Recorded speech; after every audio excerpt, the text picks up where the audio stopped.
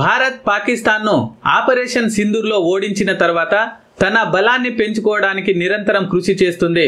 ఈ నేపథ్యంలో వాయుసేన గురించి ఒక ముఖ్యమైన వార్త వెలువడింది. భారత వైమానిక దళానికి చెందిన యుద్ధ విమానం రాఫెల్ ఇప్పుడు మరింత శక్తివంతం కానుంది. వాస్తవానికి వైమానిక దళానికి ఎయిర్ టు ఎయిర్ ప్రయోగించే క్షిపణి మోటియోర్ నిల్వలు త్వరలో అందనున్నాయి. మోటియోర్ క్షిపణి అనేది ఒక అత్యాధునిక radar guided missile, visual range air to air missile BVRM. దీన్ని యూరోపియన్ దేశాలైన UK, France, Germany, Italy, Spain, Sweden భాగస్వామ్యంతో MBDA సంస్థ అభివృద్ధి చేసింది.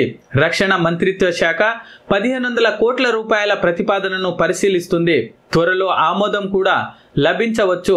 INI నివేదిక ప్రకారం మోటియోర్ క్షిపణుల నిల్వలపై రక్షణ మంత్రిత్వ శాఖ భారీ ఖర్చు చేయవచ్చు.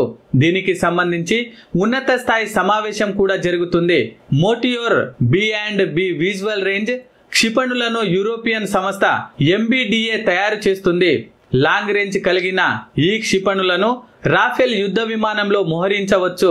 భారత్ మొదట 36 రాఫెల్ విమానాలతో పాటు మోటియోర్ క్షిపణులను కొనుగోలు చేయడానికి ఆర్డర్ ఇచ్చింది.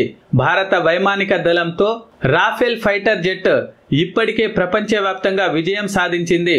ఈ ఫైటర్ జెట్ ప్రపంచంలోనే అత్యుత్తమమైనదిగా భావిస్తారు. ముఖ్యమైన విషయం ఏమిటంటే దీని రాడార్ వ్యవస్థ 400 కిలోమీటర్ల వరకు లక్ష్యాన్ని గుర్తించగలదు. ఈ వార్తతో పాకిస్తాన్కు ఇబ్బంది కలగవచ్చు. ఆపరేషన్ సింధూర్ సమయంలో భారత్ వారికి తగిన బుద్ధి చెప్పింది. పాకిస్తాన్ ఆక్రమిత కాశ్మీర్లో ఉన్న అనేక ఉగ్రవాద స్థావరాలను ధ్వంసం చేసింది.